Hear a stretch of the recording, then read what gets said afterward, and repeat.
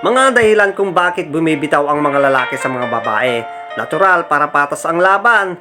Kung may dahilan ng mga babae para bumitaw sa mga lalaki, syempre meron din silang mga dahilan.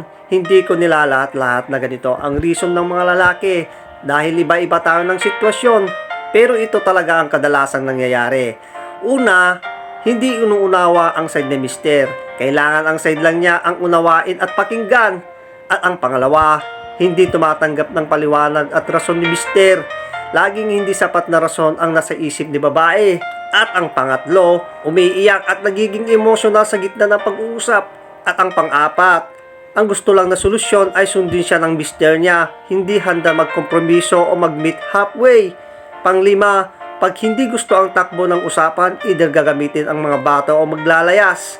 At ang pang-anim, bawal itigil ni mister ang pag-uusap kung hindi na ito tumatakbo ng maayos.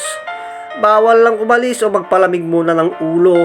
At ang pang-pito, ibinabalik at isinusumbat at ang mga nagawang mali ni mister dati.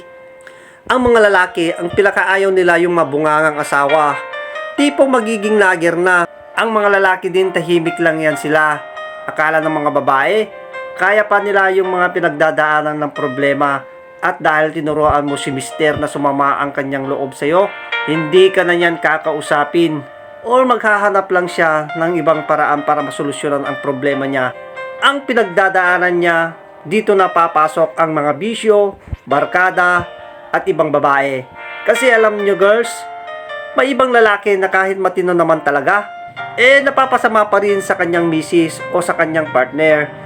Dahil kung minsan si babae naman talaga yung may mga ginagawang masama at binabato lang niya sa partner niya para hindi siya mabuko. Kaya sa matitinong lalaki dyan, saludo ako sa inyo dahil sa kabila ng mga problemang pinagdadaanan nyo, nananatili kayong matatag at hindi naghahanap ng ibang masasandalan. Paki-follow.